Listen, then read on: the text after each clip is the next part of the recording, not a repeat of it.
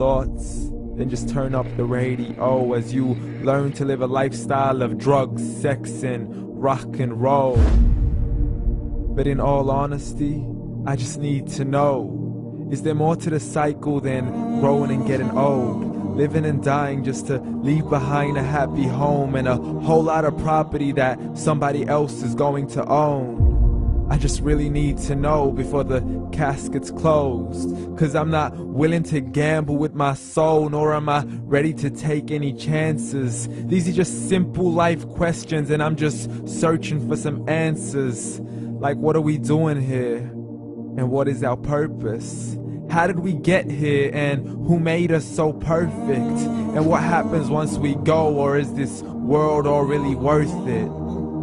Questions we don't answer because apparently we don't really have to. There's no purpose to this life and our existence is merely natural. Then in that case, please let me ask you, did you create yourself, or was it somebody else who had fashioned you? 'Cause you're a being that's impeccable, faultless and unparalleled. You're a product of supreme intelligence and I'm merely being rational. For there isn't a camera on this earth that can come close to the human eye, nor a computer that can compete alongside the human mind. And if the whole world was to come together, we wouldn't be able to create a single fly. So many signs, yet we still deny. As science tries to justify that all this could come from none, when it's a simple sum. 0 plus 0 plus 0 cannot possibly ever give you 1. So from where did all this order come? For everything has its origins, a maker, a creator of its own. I mean, the only reason you're watching this video is because somebody had to press upload. So we can believe in the Big Bang, but I'd rather believe in He who caused it to explode. Allah, the creator of everything along with every single soul.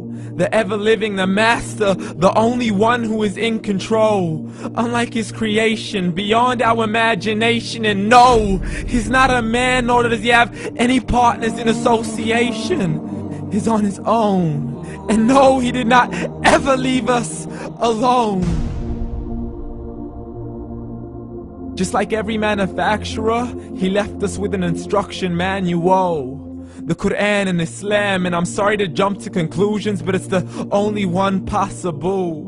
The only definition of God is the one and only supreme being. It's logical, a book with 0 contradictions, with miracles that are both scientific and historical, all revealed over 1400 years ago.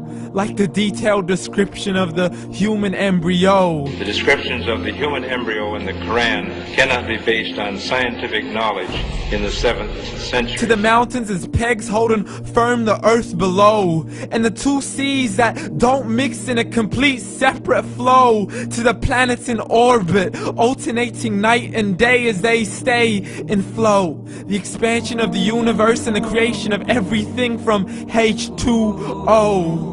To the stories of the past and the preservation of Pharaoh. To identifying the lowest point in the land where Persia defeated Rome. The gushing fluid that created man in the glands between the ribs and the backbone. And not a word has changed, it's still the same. So please explain how all this was known over 1400 years ago. To a man who couldn't read or write, as he would recite whatever the angels spoke. And if you still don't believe, please try to come up with something that's even close. But you can't, so we took God as a mockery and his messengers as a joke. Muhammad could not read or write. How's somebody who can't read or write gonna start a religion? Dismissed his scriptures as legends and tales of the ancient folk, as we live life according to our whims, desires, and hopes. Saying this life is the only home we will ever know. We will live then die, then simply turn to bones. YOLO! Correction, after the grass dies, the rain arrives and it regrows, and Allah promises to do the same thing to your very soul and bring you back from your very fingertips to your toes, as the all-seeing supreme being watches us so close, and we are surely being tested. in our wealth, our health, and our self, and everything that we've been blessed with. So believe, for we will surely be resurrected and be brought back to our Lord and account for every single deed as He hands us our books and orders us to read. From the bad to the good and everything in between. You yourself are sufficient for your own accountability, so don't be mad at me. You are the one who thought He wouldn't come back to me. I gave you a whole life long to search after me, but you were busy in all that which was temporary, so read. And glad tidings to all those who believed, and if you disbelieve, read.